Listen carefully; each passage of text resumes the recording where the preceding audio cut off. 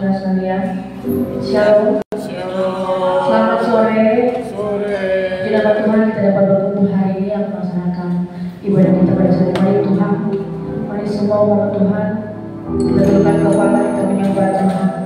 Terima kasih Yesus.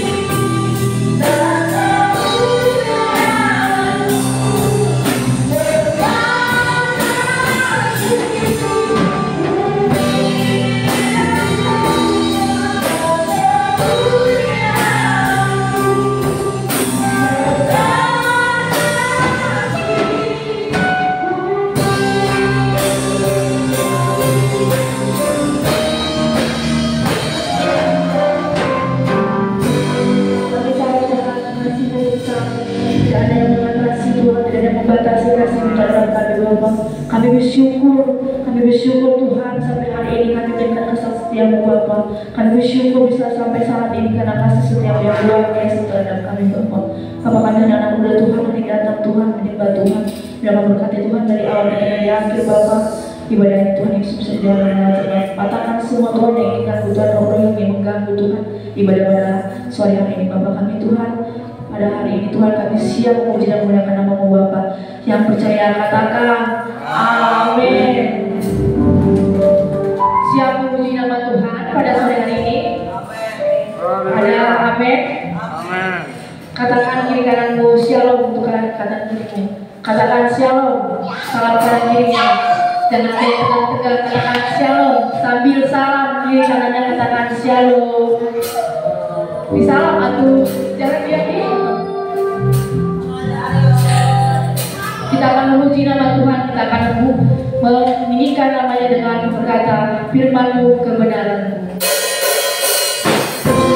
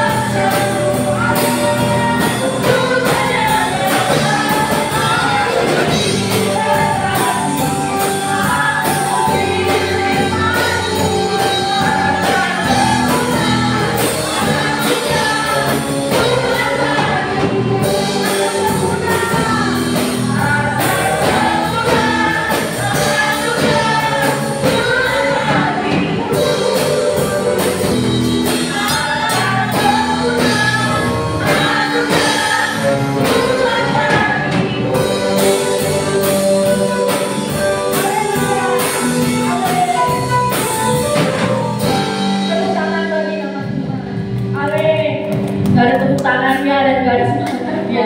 Masih belum panas mungkin. Silakan duduk. Saya membuka ruang kesaksian. Mungkin ada yang ingin bersaksi pada hari ini. Ada yang ingin bersaksi, Ibu sudah. Gak ada yang mau bersaksi ke depan. Kasih yang baru ulang tahun.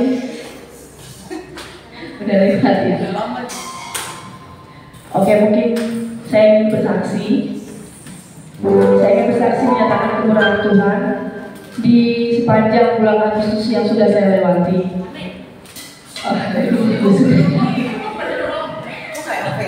Sepanjang bulan Agustus Tuhan sudah luar biasa melindungi, mengasihi, memberikan berkat-berkatnya. 1 bulan Agustus itu bagi saya bulan yang sangat singkat mungkin ya. Tidak terasa karena mungkin bebannya mungkin sedikit atau bisa dikatakan itu pekerjaan saya itu lebih agak ringan. Gak tahu kenapa, tapi saya percaya di bulan Agustus itu Tuhan melimpahkan karunia kepada saya. Tapi di setiap hari Selasa mungkin ada yang tahu hari Selasa ya, Senin, Selasa, Rabu, Kamis. Di setiap hari Selasa itu selalu aja ngeluh karena mungkin padat ya bulannya bisa sampai 8, 7 karena satu teman itu resign dan mau ada penggantinya. Jadi terasa itu capeknya sampai kadang jam 9 pulang baru keliling-keliling tuh. Mungkin adik-adik di sini melihat Kak Angel tuh orangnya nggak ini ya, apa sih namanya tuh, nggak ada capek-capeknya mungkin. Ya mungkin sering ketemu di jalan mungkin itu Kak Angel bukan ya gitu. Karena sehariannya saya tuh di jalan gitu, keliling, misalnya ketemu Toci, ketemu Maria, mungkin nggak ya, tapi ya pekerjaan saya memang banyak di jalan gitu. Tapi karena kasih karunia Tuhan, setiap Selasa tuh nggak nampak lagi di bulan Agustus, dan itu diiringi dengan rasa bersyukur.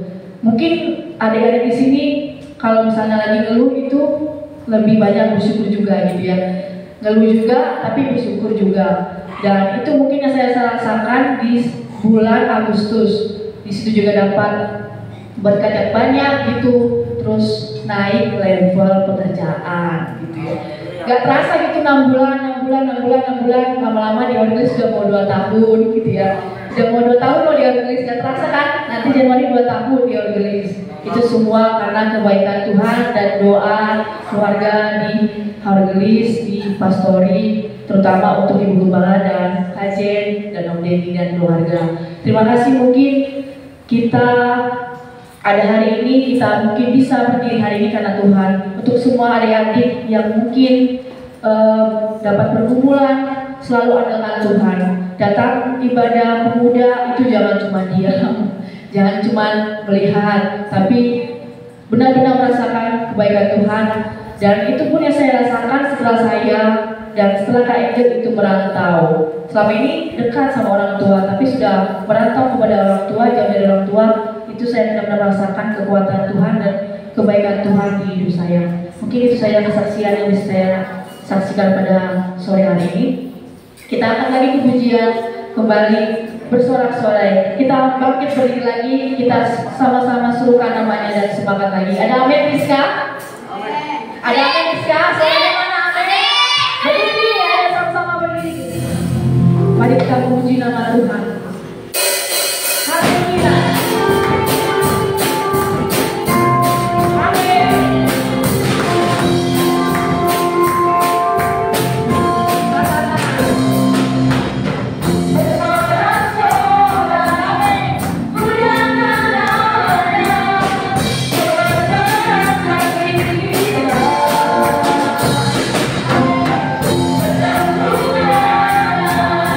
We're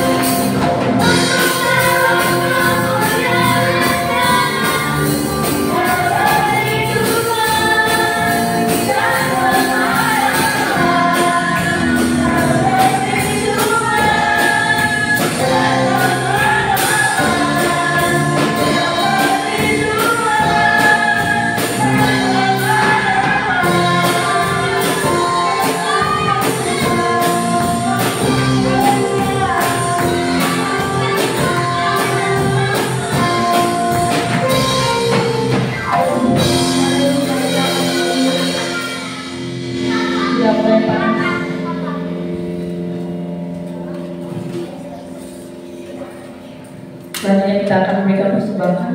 Mari kita siapkan persembahan yang terbaik nama Tuhan. Kita akan kami pujian besarkan nama Tuhan.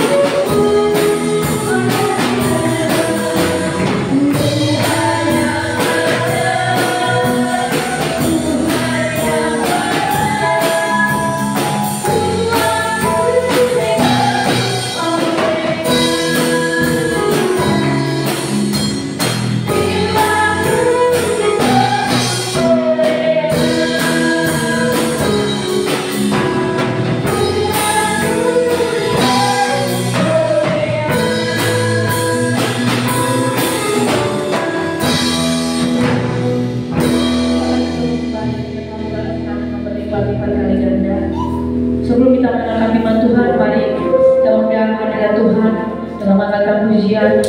Kami datang dengan syukur kami Bapa. Terima kasih Tuhan, terima kasih Bapa, terima kasih.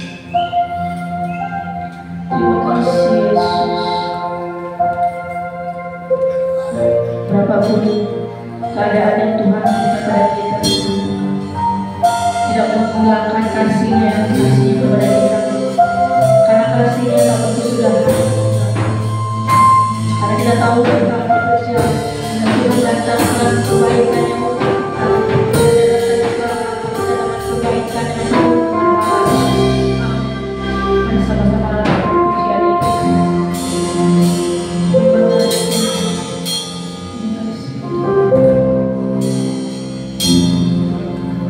Ku datang dengan syukurku membawa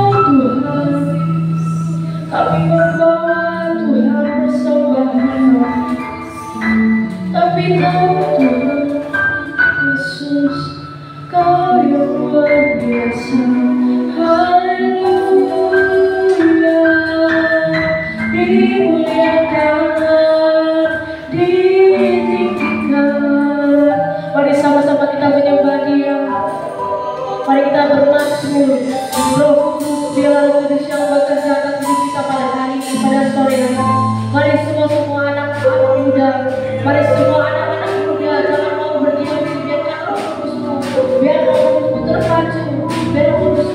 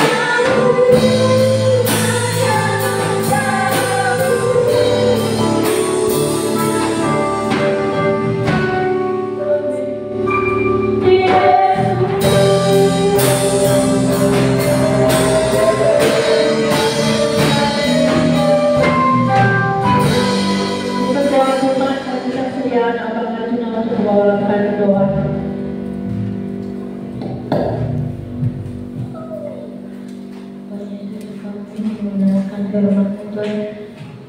Berikan kami kesabaran untuk mendengarkan firman Tuhan. Berkati kami Tuhan, berikan kami kesehatan Tuhan, agar firman-Mu bisa tertanam dalam hati kami. Terima kasih Yesus, dalam nama Tuhan Yesus Kristus, amin. Saatnya kita berikan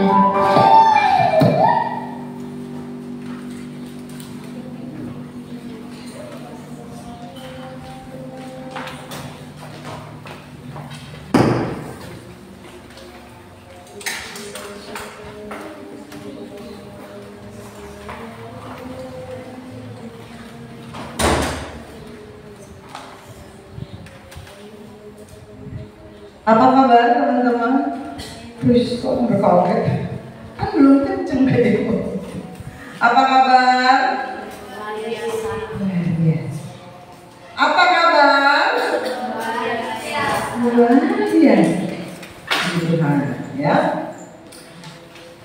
Kamarnya kemana? Oh iya, jemput opung ya katanya ya. Sama Bapak Rizka ya. Puji Tuhan, opung yang mereka mau datang. Sore hari ini kita mau belajar tentang the spirit of wisdom. Ada yang tahu artinya? Sebelum kita melangkah lebih jauh, teman-teman harus tahu dulu artinya apa, supaya kita sama-sama mengerti, sama-sama mencerna firman Tuhan ini dengan baik. Apa artinya? Semangat hidup. Wisdom dulu. Wisdom artinya apa? Gak ada yang tahu? Coba saya tanya pada pentol ya. Kamu tahu? Hah? Kebijaksanaan. Ada yang lebih itu lagi? Kita udah nyanyi lagunya. Padahal kita gak janjian kayaknya. Tapi di lagu kedua itu matching sama firman Tuhan yang mau kajian sampaikan. Hikmat-Mu Tuhan. Betul? Wisdom itu hikmat. Spirit apa? Semangat. Roh. Ya, kalau Roh Kudus bahasa Inggris apa? Holy Spirit. Jadi, the spirit of wisdom artinya roh hikmat. Betul? Ya, ngerti ya? Malam hari ini biarlah ada Tuhan turunkan roh hikmat, roh hikmat, roh hikmat, roh hikmat, roh hikmat untuk seluruh pemuda remaja GPDI Maranatha Haldelis. Puji Tuhan yang amin cuma 2 orang. Lumayan. Ya, hikmat itu kalau tadi kajian lihat dalam kamus adalah suatu pengertian, suatu pemahaman mengenai sesuatu atau barang. Ya, bahasa gampangnya kebijaksanaan. Ya, kalian bijaksana dalam memandang sesuatu, bijaksana dalam melihat sesuatu. Karena sudut pandang tiap orang beda, benar? Betul? Ya. Misalnya Arjuna melihat gitar ini dari sisi depan, tapi kalau dari sisi samping nggak begitu bentuknya. Nah, cara kita memandang sesuatu, menilai sesuatu itu namanya hikmat. Hikmat yang dari Tuhan itu membuat kita bisa apa ya? Bijak dalam mengambil keputusan, dalam menilai sesuatu. Ya, Efesus 1 ayat 17. Di situ ada yang disebut roh hikmat, supaya teman-teman nggak mikir kajian itu ngarang-ngarang bikin tema khotbah. Efesus 1 ayat 17. Coba. Apa yang firman Tuhan katakan? Dan meminta kepada Allah Tuhan kita Yesus Kristus, yaitu Bapa yang mulia itu, supaya Ia memberikan kepadamu apa? Roh hikmat dan wahyu untuk mengenal Dia dengan benar. Ternyata kita dalam mengiringi Tuhan, ikut Tuhan, diperlukan roh hikmat. Kenapa? Karena kita ini di dalam dunia ini, di muka bumi ini, setiap hari menghadapi namanya peperangan rohani. Kalian bangun tidur itu sudah berperang, milih antara sekolah apa enggak, betul? Kalau yang menangnya nggak sekolah, ya kalian akan memilih tidak sekolah. Kan ada selalu peperangannya di sini, pikiran. Kalian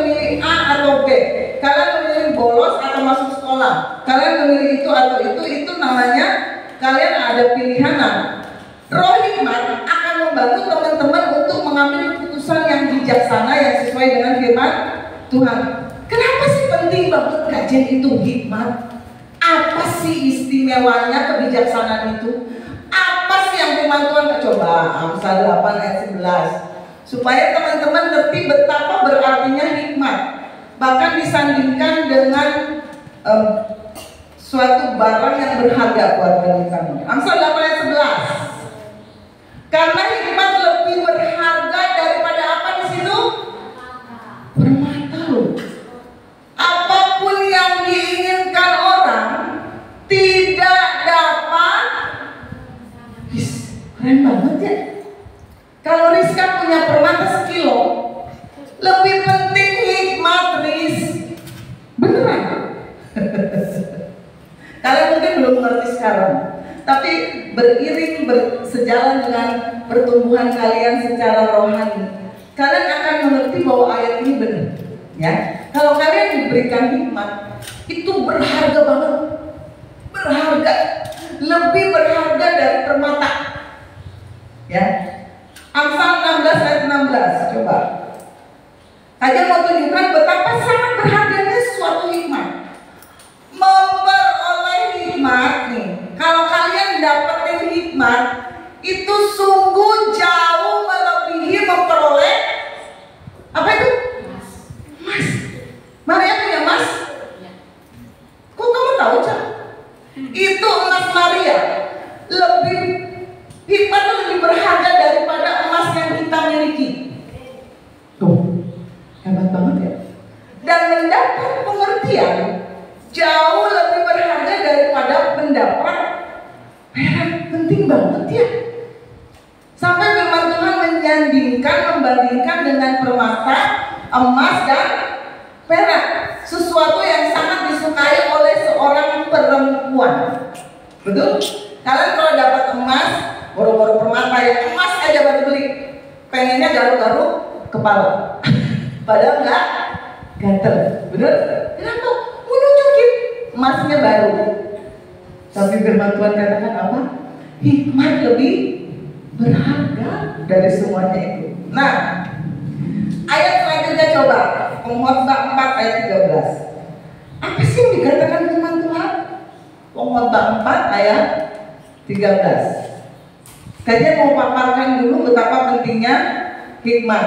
Nah, lebih baik seorang muda miskin, perhatikan teman-teman. Lebih baik seorang muda miskin tetapi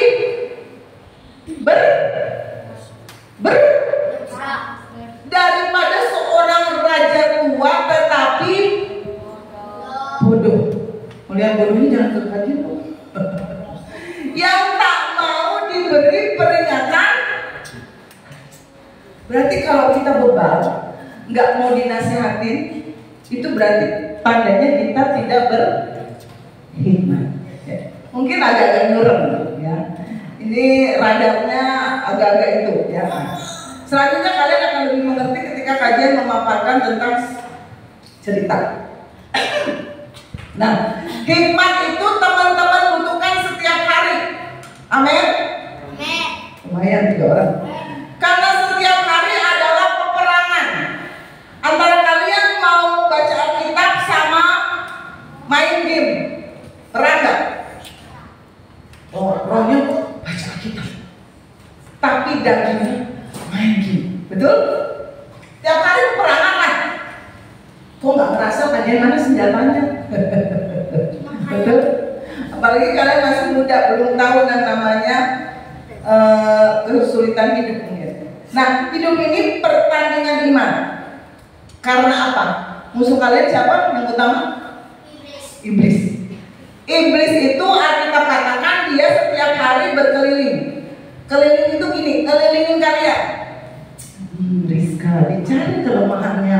Rizka itu kelemahannya di mana ya? Aduh, hari pertama nggak ketemu, hari kedua aduh nggak kelihatan celahnya di mana. Dia kekurangannya apa ya? Dicari terus sampai dapat. Ketika Rizka lemah, iblis serang di titik kelemahan. Oh, Rizka itu lemah kalau dia punya uang jajan yang banyak.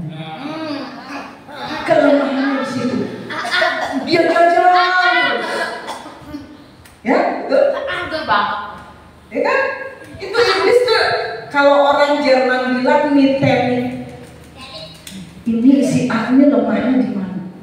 Suatu saat kalian lemah, kalian kurang doa, kalian kurang baca firman, itu diserang di titik itu. Oh Floren, kelemahannya di rambut. Kalau Floren sudah ke salon, bisa nggak ke gereja? Diserang di titik rambut. Oh iya, iblis itu dia catat. Hari pertama, penot, gagal. Hari kedua, penot. Iblis itu nggak ada tanggal merah. Manusia masih ada tanggal merah kan? Ya, nih. Bulan September ada tanggal merah, tanggal 28. Ada yang ke Bali? Tapi iblis nggak ada yang namanya merah-merah begitu, nggak ada. Iblis yang sedang hamil perempuan nggak ada itu yang namanya cuti hamil, nggak ada. Dia kerja terus siang malam cari kekurangan, kelemahan, titik lemah yang namanya manusia. Kenapa? Tujuan iblis menjatuhkan manusia dan membawanya bersama-sama dia ke dalam neraka. Kalau kalian tahu itu, kalau iblis itu kerja keras, siaga, perang, siap berperang. Saya mau perang aja. Melawan apa? Permainan game di dalam HP. Betul? Ya, tumben ini dua nggak ngobrol.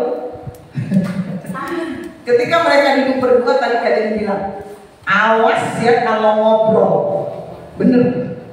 Berarti roh hikmat sudah ada dalam hidup mereka berdua. Amin. Nah, kalau musuh itu nggak ada tanggal merah, si iblis itu nggak ada cuti, nggak ada yang namanya istirahat, bobo siang, bobo malam, itu iblis nggak ada. Ya, kalian lagi bobo, iblis tetap kerja. Ya. Nah, bagaimana seorang yang bernama Daud? Tahu Daud, Rizka? Kenapa roh ngobrol ada sama kamu malam ini? Hah? Jangan diladenin kalau ada yang ngobrol. Hah? Enggak ini biasanya Maria ngobrol sendiri. Sampai begini, tenang ya. Kalau dengar firman itu harus didengerin dengan sama dalam tempo. Kalian tahu Daud? Cerita Daud mengalahkan siapa? Bukan Kojepri. Ya. Kalian pernah mikir nggak seorang yang baca dulu lah ayatnya 1 Samuel 17. Kita mau lihat bagaimana si Goliat dan Daud ini. 1 Samuel 17 ayat 4 dulu. 1 Samuel 17 ayat 4. Kalian ada Alkitab di handphone? Ada? Coba ada aplikasi di handphone itu yang namanya di Alkitab itu BIMK. Ada nggak? Bahasa Indonesia segini. Nah, ada nggak? Kalau nggak ada keluar lagi, jangan masuk WA. Ada nggak? Hah? Masuk Facebook seperti ini. Itu dia di sana tuh. Kalian masuk aplikasi Alkitab 1 Samuel 17 ayat 4. Kenapa kita perlu banyak terjemahan? Karena kadang-kadang ada bahasa-bahasa dalam terjemahan bahasa Indonesia yang kita nggak ngerti. Itu ada di terjemahan bahasa Indonesia masa kini. Ya, masa kini. Tahu masa kini? Kalian lihat ke depan lagi dulu. Yang nggak ada aplikasi bahasa Indonesia masa kini atau BIMK. Di situ dikatakan tampillah seorang pendekar. Kajian mau baca ini dalam versi bahasa Indonesia masa kini. Kalian tetap lihat ke depan. Orang ngobrol lagi. Lihat ke depan. Ya, ayat 4. Maka seorang jago berkelahi yang bernama Goliat. Di situ ditulis di BIMK begitu. Dari kota Gat keluar dari perkemahan Filistin untuk menantang orang Israel. Di situ tingginya berapa? 6 hasta sejengkal. Kalau dalam BIMK berapa? 3 meter. Coba. Ini ada 3 meter sampai plafon. Kurang ya? Kurang apa lebih? Kurang. Coba dihitung, Chris. Siji lho. Pakai rumus matematika guys. Nah, kalau kita baca di sini kita nggak tahu ya. Nah, masa sejengkal itu berapa meter? Nah, kalau dalam BIMK kalian tahu berapa meter Goliat tingginya? 3 Meter. Jadi kalau melihat Goliat bukan melihat begini. Kan kalau kita melihat orang tinggi bule begini ya. Tapi begini. 3 meter loh. Raksasa ya. Oke, masuk ya. Masuk. 3 meter Goliat tingginya 3 meter. Lanjut ayat 5.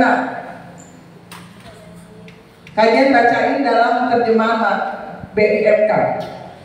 Dan ia memakai topi tembaga dan baju perang tembaga.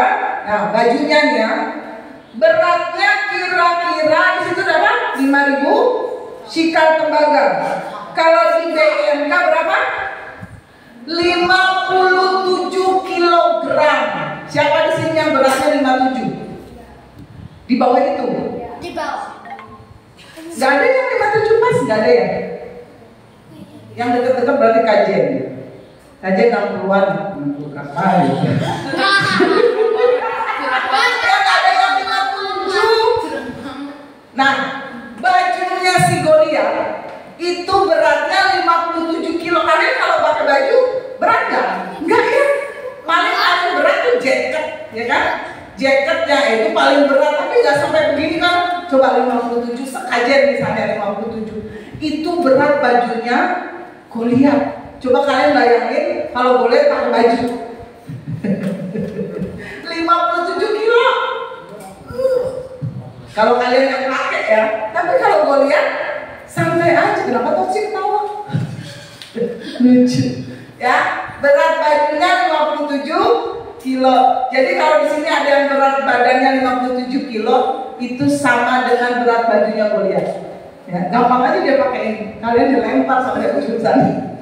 Ya karena lempar baju nggak perlu tenaga kan, cuma sung, nah gitu. Goliat bisa melempar kalian yang beratnya 57 kilo.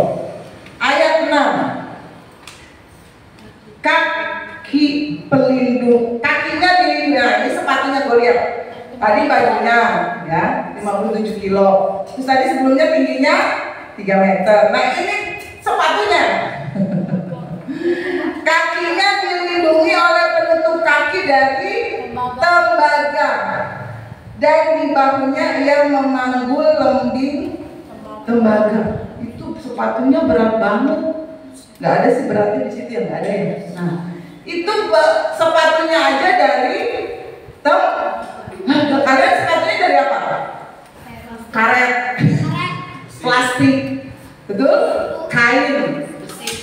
Paling berat itu sepatunya wanita, high heel. Ya betul? Berat kan? Itu udah paling berat. Oh, sepatunya sama pria. Berapa kilo? Paling sekilo kan? Nah ini sepatunya Goliat itu dari tembaga. Ayat selanjutnya coba Koren. Ayat 7. Nah, gagang tombaknya sebesar kayu pada alat tenun. Senjatanya yaitu salah satunya tombak. Itu ujung mata tombaknya beratnya di BIMK berapa Maria? 7 kilo. Itu berat badan bayi umur berapa bulan? 7 kilo. 3 bulan lah, 7 bulan ya. Segitu beratnya. Tombaknya. Jadi kalau ada bayi beratnya 7 bulan, nah Goliat bawa tombaknya itu segitu beratnya, ya. Nggak ada bayi sih ya, cuma adiknya si itu ya, Tania, apa sama? Ruby, ya Ruby, 3 Ruby. Ini menunjukkan kalau dalam kehidupan, ya, Goliat itu sesuatu yang menakutkan, betul? Tingginya aja 3 meter. Bajunya aja 57 kilo. Tombaknya aja ujungnya 7 kilo. Bayangin. Nah, kalian bisa dapat bayangkan nggak seorang Daud yang kecil masih lebih tinggi Saul. Saul kira-kira 2 meter kurang dikit lah. Kan kalau kalian baca tentang Saul, Saul itu paling tinggi di antara orang Israel. Saul aja takut lawan Goliat, ya. Nah, Goliat adalah gambaran sesuatu yang besar yang mengerikan, gambaran suatu masalah yang berat. Apa masalah Florence sekarang yang paling berat? Mau kuliah, betul? Ya. Tapi firman Tuhan katakan Goliatmu bisa dikalahkan. Betul? Rizka, apa masalahmu yang paling berat sekarang? Kenapa? Remedial. Betul? Itu beda sekarang dia masalahnya remedial. Ya. Nah, yang membedakan Daud sama Saul. Saul itu tinggi loh, pendek-pendek banget. Dia Saul bisa perang, bisa berkelahi. Tapi Saul yang punya istilahnya punya kemampuan, punya senjata aja takut lawan Goliat. Ini kenapa sih anak ingusan, ya Daud masih anak ingusan ini punya keberanian untuk lawan Goliat? Karena Daud punya roh hikmah, the spirit of wisdom yang ada dalam diri Daud itu bangkit. Daud tuh melihat Goliat nggak takut loh, nggak gini loh, mengendap-endap. Dia enggak. Coba kalian baca di ayat-ayat selanjutnya. Daud itu lari mendatangi Goliat. Apa yang terjadi ketika roh hikmat yang ada dalam Daud bangkit? Itu mengaktifkan iman Daud, ya. Semua takut, Saul takut, prajurit tentara takut. Coba balik lagi Florence ke ayat 1 Samuel 17 ayat 48. Apa yang dikatakan firman Tuhan? Ayat 48 sampai 50. Ketika orang Filistin itu bergerak maju untuk Goliat maju nih. Tuh, kalau difilmkan seru. Apa yang Daud lakukan? Saul gak jadi Saul raja gak jadi, takut, gede banget. Gitu nggak? Apa yang Daud lakukan? Maka segeralah Daud berlari ke barisan musuh untuk menemui Goliat. Dia lari. Kenapa? Roh yang ada dalam dirinya membangkitkan imannya. Dia percaya tidak ada yang mustahil bagi Tuhannya. Dia percaya masalah Goliat ini bisa dikalahkan oleh Tuhan. Apa yang terjadi ayat berikutnya? Daud lari dong. Lalu Daud memasukkan tangannya dalam kantong. Nyari apa? Lengkeng. Habis pulang arisan nyari lengkeng yang dikantongin. Enggak. Daud memasukkan tangannya dalam kantong. Ternyata bajunya Daud punya kantong. Diambilnyalah sebuah batu dari kantongnya, ya. Diumbannya, dikeker. Coba kalian bayangkan ya. Ini benar-benar terjadi loh. Bukan cerita dongeng kayak nenek sihir dan nenek apa. Bener. Ini terjadi loh, ya. Daud ambil batu dari kantong, diumban. Misalnya musuhnya itu jadi Goliat. Aku diketepel, dia ketepel, jangan sekarang ketepel. Dikeker sama Daud. Hei, sini kamu Goliat. Daud ambil batu, dikeker. Musuhnya sebagai Goliat kan ngelihat Daud bertingginya aja nggak ada apa-apanya. Ya, aduh si anakku kucil nih lari-lari deketin dia. Kan dalam pikiran Goliat gitu, bisa perang kagak, pakai baju perang juga enggak, mau melawan saya, kan? Dalam pikiran Goliat gitu kan. Tapi Goliat dengan percaya diri karena ada roh hikmat dalam hidupnya, dia ambil. Salah ya? Biar kalian bangun dan konsentrasi. Diambil batunya sama Daud, dikeker kalau Goliat. Siap Busuna? Deng musik dong. 1, 2, mungkin Daud gitu ya. Dalam nama Allahku yang ajaib perkasa. Goliat gini. Kena di mana? Jidat. Kalau kalian nggak tahu dahi, namanya jidat. Masuk ke kepala Busuna dahi. Apa yang terjadi? Busuna pusing. Lalu apa? Orang Filistin itu dikatakan firman Tuhan apa? Terbenam, masuk lihat celok. Terjerumuslah Goliat dengan lukanya ke ada perlawanan sedikit pun. Boro-boro dia mau gebuk si Daud, boro-boro nggak ada, langsung mati. Coba kalian bayangin, seorang Goliat, mesin perang, mungkin dari bayi sudah diajarin pedang apa dari bayi, bisa kalah sama anak ingusan yang kerjaannya cuma ngamon embe. Coba bayangin. Jadi di ayat 4 dan 7 tadi kalian baca apa? Goliat 3 meter, bajunya 57 kilo, kalah. Adakah yang mustahil bagi Tuhanmu? Kalian apa yang gak ada masalah apa dengan kalian di sana? Belajar sama Daud, dia punya roh hikmat. Oh, saya harus melawan Daud pakai batu. Apinya menyala-nyala, dia semangat gak lebar. Udah Tuhan gak usah. Gak berlaku. Goliat kalah, bukan dengan pedang loh. Kalau kalahnya dengan pedang masih terhormat ya. Ini dengan apa tadi? Batu. Kalian yang baca aja geli. Apalagi itu yang lihat. Itu orang-orang Filistin.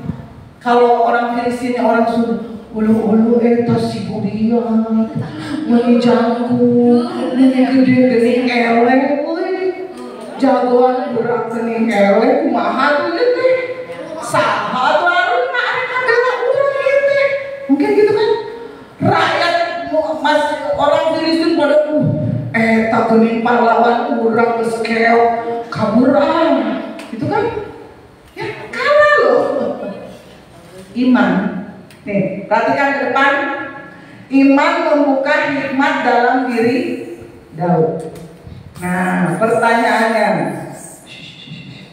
bagaimana caranya ya kalian mengembangkan hikmat dalam hidup? Kalian mungkin masih rooming. Yang pertama, bagaimana cara mengembangkan hikmat dalam hidup saya dan teman-teman untuk mengalahkan Goliat kehidupan? Gak usah senyum-senyum Maria. Saya jadi nggak tahu fokus kalau kamu senyum. Dia begini loh. Kamu ketawa sama siapa? Sama itu ya. Jangan. Asep. Itu ya. Yang pertama, pegang prinsip ini untuk mengembangkan roh hikmat. Ya. Tidak ada rotan. Kalian nggak tahu di bahasa itu? Tidak ada rotan. Astaga. Akar pun Jadi. yang tahu cuma Kak Enja. Berarti kita zaman jadul ya kayak. Emang nggak diajarin sekarang di sekolah? Astaga. Nggak ada. Biarin mereka berantem. Ada apa? Ya, kepala sekolahnya ya. Tidak ada rotan, akar pun jadi. Daud nggak bisa pakai pedang, nggak bisa pakai baju perang berat, tapi batu pun jadi. Amin. Pegang prinsip ini, kembangkan mental yang kalian punya di kaos itu. Apa nama tulisannya? Yes. Jangan cuma pakai kaosnya aja. Ya, yes, saya bisa, saya kuat, saya mampu. Jangan remehkan yang ada di tangan. aja saya cuma punya batu kayak dahulu. Saya nggak bisa apa-apa, main keyboard nggak bisa, nyanyi fals, main drum gerombrak-gambreng nggak tahu kemana. Tapi mungkin kalian punya senyuman, terima tamu di depan. Shalom. Amin. Kalian nggak bisa main musik, kalian nggak bisa karena suaranya ini, kalian nggak bisa main drum, kalian nggak bisa singer. Terima tamu di depan Sabtu sore. Shalom, selamat datang Maria Hermawan. Sudahkah Anda mengasihi orang lain hari ini? Loh, kita kalau ke Alfamart, ke Naiso disambut gitu kan? Iya, sama belanja. Kita yang tadinya cuma mau lihat-lihat atau ngambil satu, jadinya berbelanja. Benar? Kembangkan apa yang ada di tangan kalian. Jangan iri. Kok saya nggak bisa kayak Uncle Jeffrey ya? Kok saya nggak bisa nyanyi? Jangan iri. Apa yang ada di tanganmu? Batu apa? Senyumanmu, perhatianmu, apa coba? Kembangkan. Punya mentalnya, saya bisa, saya mampu, saya mau belajar ini, saya mau belajar itu, saya mau belajar masak sama Mama Elis. Nah, itu rumah berkat. Mama Elis punya waktu luang jam berapa? Gak ada. Saya mau belajar masak, ya. Kak Aca mau belajar keyboard. Kembangkan. Kalau kalian belum bisa punya uang untuk les, belajar sama yang bisa. Amin. Amin. Daud nggak pintar main pedang mungkin. Yang dia punya cuma batu dan strategi berperang melawan binatang buas. Itu yang dia lakukan untuk melawan Goliat. Janda Sarfat kata ketika ditanya Elia, apa yang ada padamu? Saya nggak punya apa-apa, Elia. Apa yang ada padamu? Apa coba? Ada yang ingat?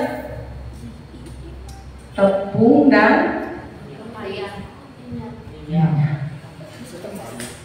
tepung dan tempayan kayak tawadahan. Ya bener sih, mau 50 lah. 50. Ya. Apa yang ada pada Arjuna? Main HP nak. Kembangkan. Arjuna mau belajar gitar, belajar sama Om Erwin. Belajar drum, belajar sama Papa Jeffrey sama Moses atau Excel. Ya, jangan cuma punya tepung dan minyak.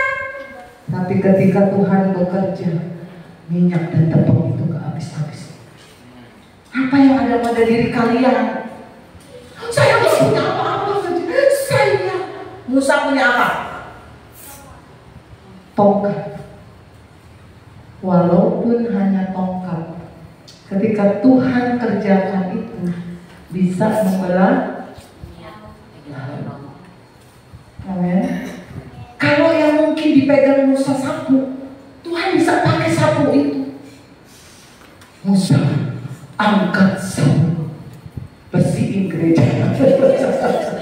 Gak enak banget ini. Ya, loh apa ya? Kalian bisa nyapu-nyapu, kalian bisa cuci piring. Amin. Amin ya lemes. Bisa LCD, tekuni. Nanti berguna kalau kuliah atau apa kalian di bidang multimedia, di bidang apa itu tekuni. Jangan iri sama talenta dan karunia orang lain. Apa yang kalian bisa itu dikembangkan. Jangan iri, aduh saya pengen kayak si A, saya pengen kayak si B. Ya udah, kalian nggak jadi apa-apa. Pengennya kayak si A, kayak si B. Apa yang kalian bisa? Ya, amin. Lumayan 5 orang. Jangan batasi hikmat Tuhan untuk bekerja. Mungkin kalian sekarang ini terbatas, nggak punya apa-apa yang sesuatu yang bisa mungkin, gitu kan. Tapi kembangkan. Ini ada kesaksian seorang hamba Tuhan. Dia bekerja di mesin apa sih yang menghasilkan kain apa ya? Dia cuma sanggup beli mesin yang 10 juta. Itu zaman dulu. Nah kompetitor itu apa? Saingannya itu beli mesin 300 juta. Secara manusia mesin 10 juta sama 300 juta. Gimana? Kalah telak kan? Bener? Ya? Tapi apa yang dilakukan? Ini dia sebelum jadi hamba Tuhan. Dia datang ke Expo. Expo itu pameran. Pameran mesin-mesin yang dia miliki. Tahu yang dia lakukan? Oh, itu kalau Om Deddy pergi ke pameran itu pasti dideketin. Kayak kemarin pergi ke Cirebon dideketin sama orang yang jualan mobil. Aku bilang, ayo ngobrol, pede banget. Ya, lama lagi. Nah, bapak ini dia pede, dia pergi ke expo atau pameran mesin. Dia tanya ke sebuah toko yang sedang pameran. Dia tanya tentang mesin yang harganya 300 juta. Wow, yang punya toko kan ngelihat mungkin tampangnya ada Chinese, wah ini pembeli nih, pembeli yang wah pasti beli. Ditanya, ini mesinnya gimana? Coba buka, saya mau lihat cara kerjanya. Dibuka sama pegawai. Coba gimana ini? Kalau ini begini gimana? Kalau rusak gimana? Kalau ini gimana? Jadi dia ambil semua brosur-brosur yang ada di expo itu. Kalian tahu? Dia cuma punya mesin 10 juta.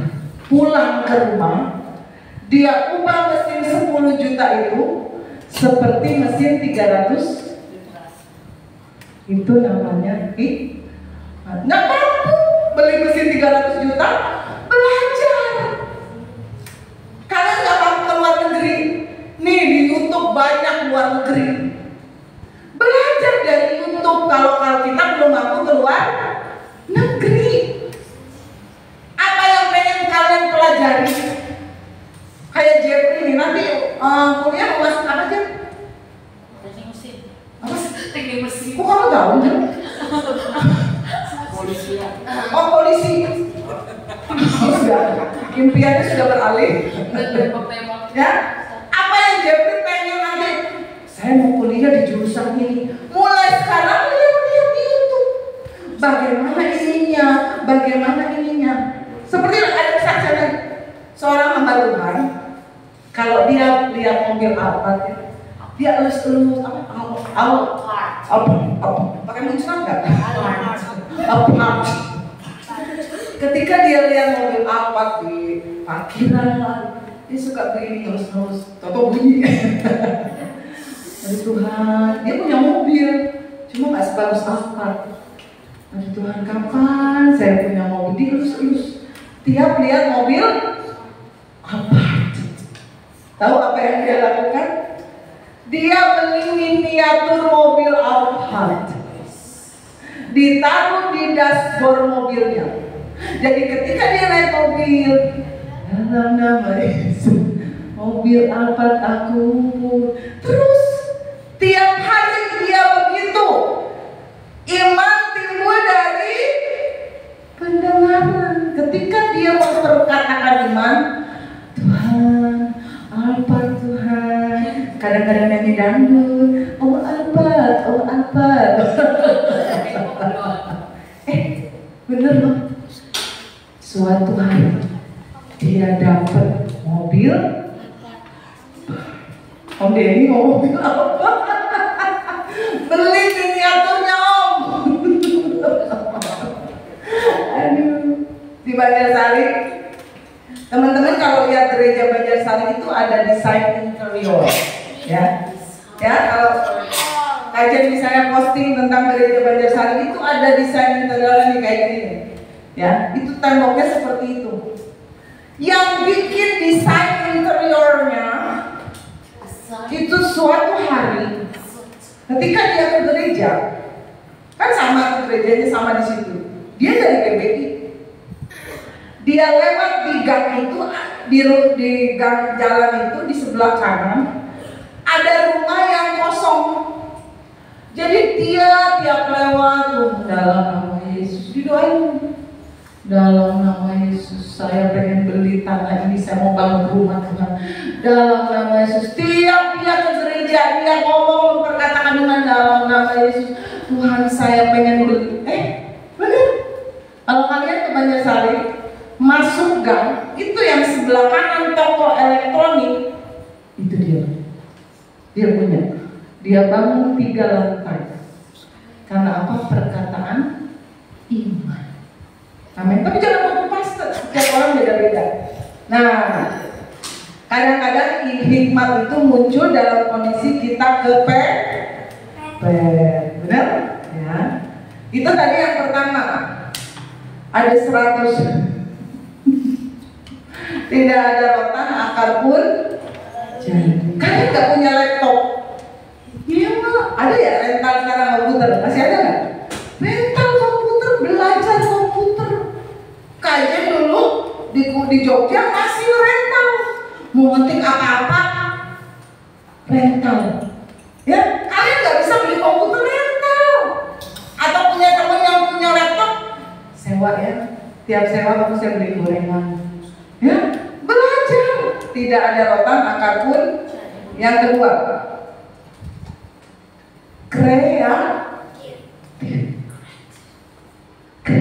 Kembangkan kreativitas. Loh Yesus tuh kreatif loh, kalau menginjil dia khotbah di atas bukit, dia khotbah di atas perahu, bener? Dia bikin mujizat dari dalam ikan keluar uang. Itu kreativitas Yesus dalam menginjil, memberitakan firman. Coba kalian sedikit kreatif. Jangan cuma mager tiduran di kamar main HP. Coba pernah lihat yang namanya leker? Ada yang pernah makan? Leker. Berapa biasanya? 1.000, 2.000. Tapi kalau di mall diubah namanya jadi apa? The crepes. The crepes, bukan crepes. Itu bahasa apa? Crepes. Ya benar, kita sering ngomongnya crepes. Tapi sebenarnya ngomongnya harus gini. The crepes. Berapa harganya? Boleh nggak 2.000? 20.000 sampai 40.000. Sama. Cuma beda-beda, ditambahin ini minyak gede. Sama leker. The crepes atau crepes. Itu namanya kreatif. Kopi di pinggir jalan berapa? 5.000. Masuk ke Starbucks berapa? Ada yang 100.000. 10.000. 10.000. Opa Tarigan pernah dibeliin sama Denny. Pas tahu harganya langsung shock. Jadi apa? Buat kamu aja. Karena tahu kan? Padahal cuma mungkin good day dimodifikasi, diapain, harganya jadi 25.000. Keren, ya. Di sekolah kalian kreatif. Jadi siswa yang kreatif, gimana caranya saya gak jadi yang ideal terus? Kreatif, mikir. Gimana caranya? Aduh, Arjuna kenapa? Aku kayaknya tertekan sejak masuk kelas 7. Nih, Albert Einstein pernah ngomong gini nih. Jangan mimpi kalau kita melakukan hal yang sama, mengharapkan hasil yang berbeda. Jangan mimpi, itu mujizat aja. Benar? Tapi lakukan hal yang sama dengan cara yang kalian belajar. Jangan monoton belajarnya gitu aja. Kreatif. Belajarnya dari itu, belajarnya dari ini. Ngomong bahasa Inggris nih langsung ngobrol sama bule. Betul? Itu lebih cepat bisa. Benar? Kreatif. Ya. Ada seorang hamba Tuhan. Dengar cerita kalian jadi tahu yang namanya roh hikmat. Dia dikasih budget untuk Natal anak sekolah minggu 1.500.000.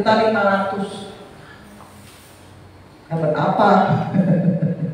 Katanya disuruh bikin Natal yang meriah, yang luar biasa. 1.500.000. Apa yang dia lakukan? Karena budgetnya terbatas, dananya terbatas, dia pengen mengubah gerejanya jadi hutan. Tapi duitnya cuma 1.500.000.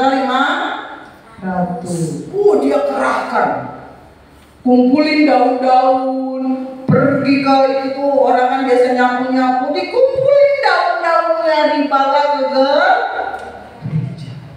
Pas Natal anak, orang tua anak pergi, dekornya bagus ya, kayak apa, the jungle, hutan. Bagus ya, pasti mahal ya dekor. Padahal apa? Kumpulin daun kreatif. Jangan komplain, saya nggak bisa apa-apa, saya nggak bisa pintar. Kalau dia kan punya laptop, dia punya ini, nggak bisa. Kalian harus biar kreatif. Jangan anggap remeh apa yang ada di tangan kita. Kita itu punya Tuhan yang kreatif, ya. Kita diciptakan serupa dan segambar dengan Allah. Kalau Allah kita kreatif, berarti anaknya kreatif. Amin. Kenapa ya? Orang hidungnya kurang kreatif. Ya. ATM singkatan dari apa? Anjungan tunai mandiri. Tapi bukan ATM itu. ATM itu kalau mau kreatif, amati, tiru, modifikasi. Kalau misalnya mau bikin jualan teh, tapi tehnya yang kreatif, dicampur bubble, ya, zaman sekarang kan begitu kan? Teh inilah, ada yang namanya teh oplos, teh besti, teh apa lagi? Teh tubruk, itu namanya keren. Padahal intinya cuma teh manis. Kalau kita jual paling berapa kan? Tapi setelah jadi minuman dalam kemasan, harganya bisa 5.000, 10.000, 15.000, 20.000. Keren. Yang ketiga, ya, excellent. Bukan excellent. Excellent itu apa sih artinya? Bagus. Apalagi? Unggul, istimewa. Sama-sama jadi siswa, jadilah siswa yang excellent. Kalian sama-sama ke gerejalah dengan excellent. Jangan asal-asal. Uang kolekte disiapkan dari kemarin. Jangan pas kolektor, tuker mak. Kenapa Rizka? Sering ngalamin kayak gitu. Mak, uangnya 50.000 mak, tuker 2.000-an. Disiapin dari sehari atau 2 hari sebelumnya. Lo kajian kalau bawa firman di sekarang disiapin. Emang kajian nggak ada persiapan untuk membawakan firman buat anak-anak muda yang excellent di tempat ini. Kajian kalau nyiapin baju untuk ke gereja itu bisa 2 hari atau sehari sebelum ibadah. Oh, sepatunya ini yang matching. Betul? Hanya kaca. Dia baju hari Senin udah ada. Kenapa? Disiapin dengan excellent. Walaupun baju kalian sederhana, mungkin kita bukan gereja yang besar-besar banget, tapi segala sesuatu kalian persiapkan dengan excellent. Pelayanan kalian, oh saya nggak boleh ngantuk nih di gereja, tidur siap. Jadi di gereja nggak tidur. Amin. Masa Tuhan dikasih yang ngantuk-ngantuk? Jadi anak muda yang excellent. Udah tahu nih malam minggu, besok mau ibadah, jangan begadang. Jam 10, jam 11 sudah tidur. Kenapa? Saya saya mau kasih yang excellent sama Tuhan. Amin. Disiapin. Oh, ini baju untuk Sabtu, baju untuk ibadah Minggu. Oh, nanti hari Rabu Floren saya mau ke gereja, baju warnanya ini, sepatunya ini. Disiapin. Jadi kita ke gereja gak kerasa kusuk. Amin. Kolektornya disiapin. Oh, saya cuma bisa kajian ngasih 2.000. Enggak apa-apa. 2.000-nya yang bagus disiapin, dilepet, jangan dikus-kus. Ya, jangan kasih persembahan dikus-kus kayak ngasih kayak buang sampah aja nih, kayak gitu. Masa Tuhan dikasih yang dikus-kus? Dilipet. Kalau uangnya kusut disetrika. Oh ya benar. Loh, kalian kan harus kasih yang terbaik. Walaupun cuma 2.000, 5.000, 10.000, 100.000, jangan dikuas-kuas. Amin. Oh, sama sekolahan aja kalian ngasih yang terbaik tuh. Kenapa sama Tuhan yang ngasih napas setiap hari kalian yang ngasih yang terbaik? Di gereja cuma ngobrol, duduk, main HP, apaan? Emang Tuhan mau dikasih yang kayak gitu? Jangan. Belajar kasih yang terbaik sama Tuhan. Cuma 2 jam kok kalian di gereja. Enggak 24 jam. Dikasih makan, dikasih minum. Amin. Diri aja nih. Ada kesaksian lagi ya. Ada seorang anak muda, dia dikirim kuliah ke Uganda. Ya, kayak siapa tadi kemarin yang pergi Kak Karen. Kuliah di Taiwan. Nah ini dia kuliah, orang tuanya di Uganda, dia dari Uganda. Kuliah di Atlanta, Amerika. Nah saat dia belajar, dia ke hotel. Dia lihat, kalau kalian ke hotel, kalau pakai sabun biasanya cuma sehari itu kan, habis itu dibuang. Kalau di luar negeri dibuang benar-benar dibuang. Kalau di Indonesia dibuang dikumpulin. Betul? Nah, di negaranya Uganda itu sangat miskin. Orangnya boro-boro mandi, makan aja susah. Dia berpikir kalau sabun-sabun itu dimanfaatkan di Amerika, dia bisa bawa ke negaranya. Akhirnya dia bikin suatu yayasan sosial. Yayasan ini menaungi hotel-hotel. Dia kerjasama dengan 40 hotel di Amerika. Mereka tanda tangan, boleh nggak? Dia bilang ini, boleh nggak itu sisa-sisa sabun itu dikirim buat negara saya?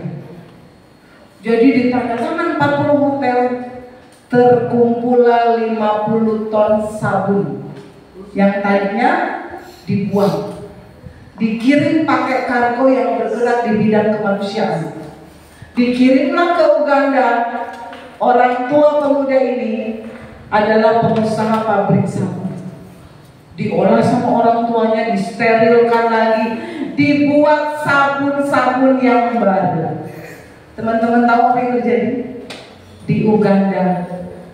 Di Uganda itu jadi banyak orang yang nggak pernah mandi. Kenapa? Bukan nggak mau mandi, nggak punya duit untuk beli sabun. Makan aja mereka kekurangan, boro-boro beli sabun.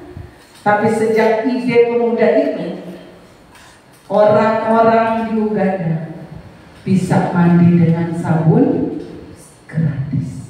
Coba kalian punya ide apa di gereja ini? Ide apa di sekolah ini? Ide apa? Hasil gitu ya, ide apa untuk hawa gelis? Misalnya kalian bareng-bareng datang ke Pak Camat, kami mau ajuin proposal, kami mau tiap hari apa bersih selokan seluruh hawa gelis. Tuh, ya, buat ide yang keren. Berarti berapa lagi? Oh, yang terakhir, miliki hubungan yang intim yang dekat dengan Tuhan. Amin. Saya dulu lihat Rizka, kalau ngobrol tuh kelihatan banget. Kalau ngobrol tuh kayak aja dia kalau ngobrol gini, jadi kelihatan ya.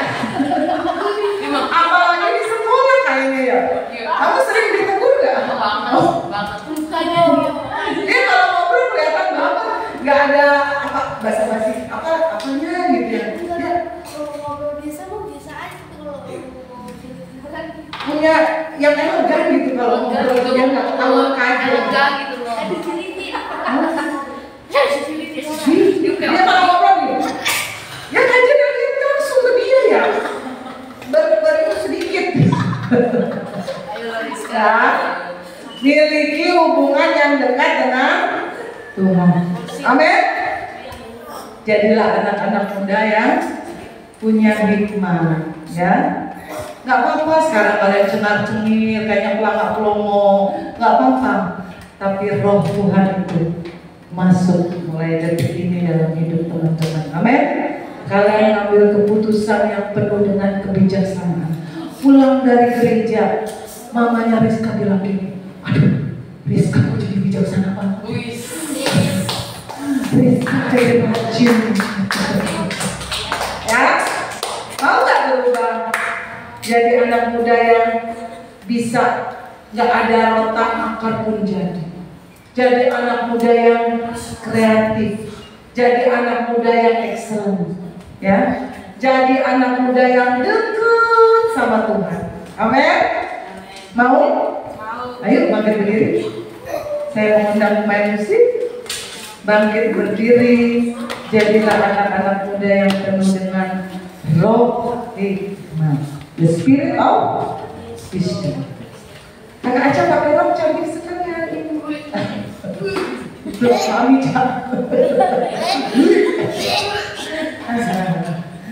semangat. Nyanyi yang keras ya. Gak perlu kajian kayak anak sekolah minggu. Ingat waktu di sekolah minggu?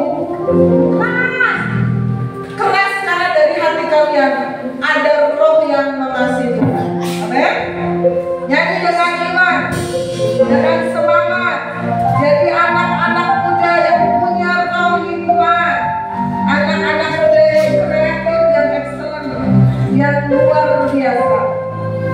Karena kita punya Tuhan yang tidak terbatas kuasanya, tidak terbatas kasihnya. Kagumi Tuhan malam hari ini. Amin. Nyanyikan dengan senyum kepada Tuhan. Ku kagumi caramu mencintaiku, kau ada di cerita hidupku.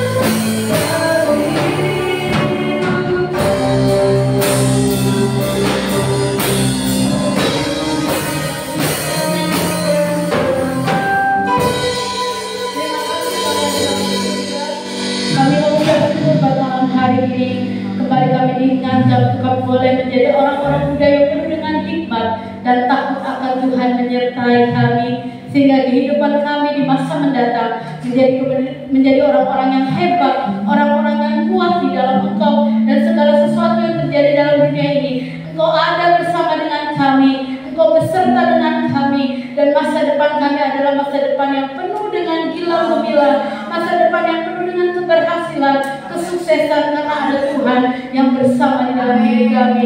Engkau menyusun setiap kehidupan kami satu persatu, dan Engkau tidak pernah meninggalkan kami orang-orang yang berharap kepadamu.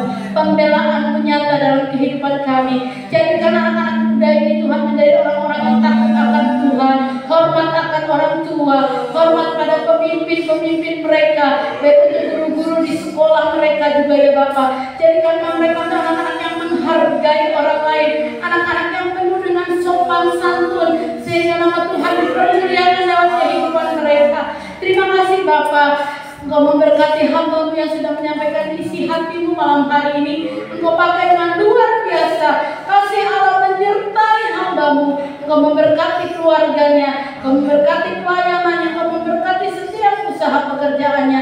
Di dalam nama Tuhan Yesus, keluarga hamba-Mu menjadi keluarga yang diberkati Tuhan. Terima kasih buat anak-anak muda-Mu yang sudah melayani Tuhan hari ini, yang sudah memberkati lewat persembahan mereka, yang sudah datang beribadah, baik mereka yang menonton secara live streaming juga Tuhan, memberkati mereka Tuhan.